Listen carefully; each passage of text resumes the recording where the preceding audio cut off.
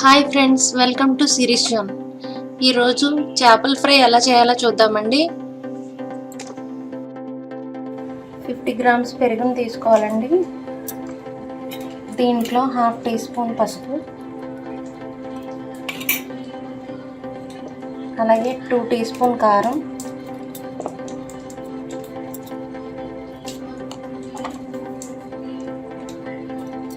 Half tea spoon ఉప్పు, అలాగే 1 tea spoon masala powder అండి.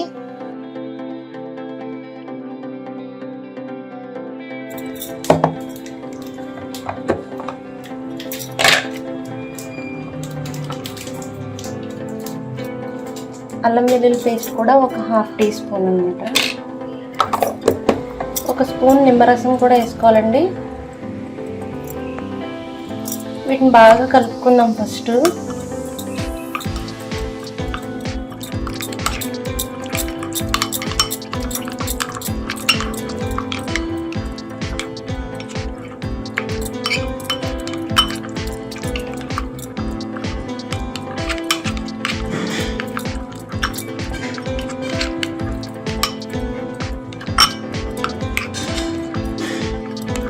బాగా కలిసింది కదండి.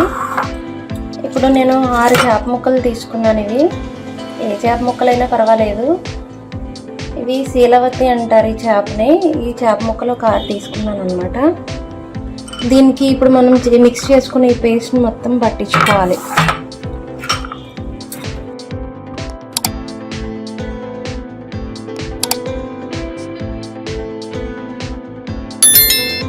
ఇలా మొత్తం పట్టించేసుకోవాలి.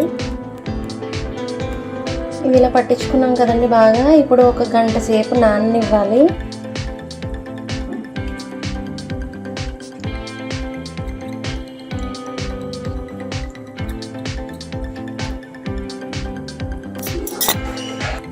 ఇప్పుడు వీటిని ఒక మూత పెట్టుకుని 1 గంట సేపు నాననిద్దామండి. ఒక ఎగ్ని తీసుకుని బాగా బీట్ చేసుకోవాలండి. ఫిష్ ఫ్రై మనం 2 ప్రాసెస్లో చేసుకోవచ్చండి. లాస్ట్ టైం నేను ఒక వీడియో పెట్టాను, ఆ ప్రాసెస్లో అయినా చేసుకోవచ్చు. ఇప్పుడు నేను చేసే ఈ డైరెక్షన్లో అయినా చేసుకోవచ్చు.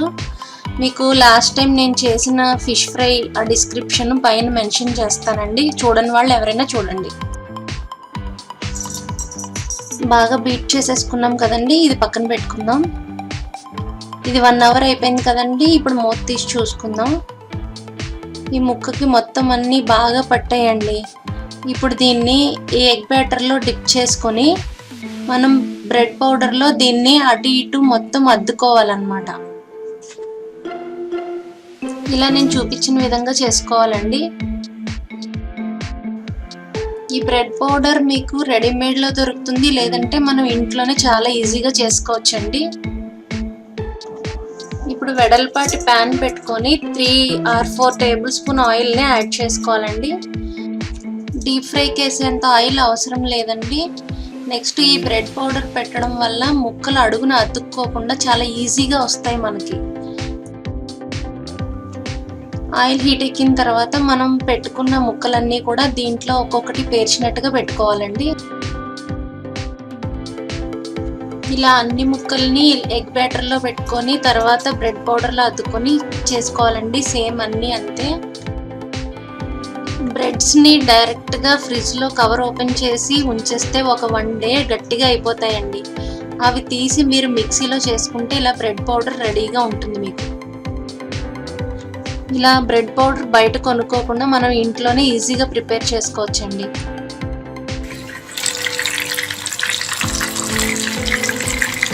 ఇలా అన్నీ వేసుకోవాలి. ఇటువైపు బ్రౌన్గా ఫ్రై అయింది కదండి. అప్పుడు మనం నెమ్మదిగా ఫ్లిప్ చేసుకోవాలి.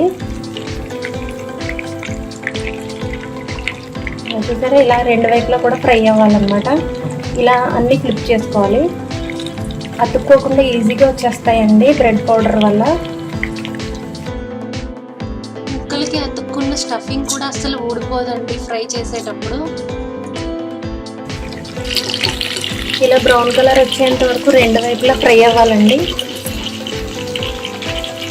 మీడియం ఫ్లేమ్లోనే ఫ్రై అవ్వాలి. మొత్తం ఫ్రై అయిపోయి కదండి. ఇప్పుడు స్టవ్ ఆఫ్ చేసుకొని సర్వింగ్ ప్లేట్లో తీసుకోవాలి.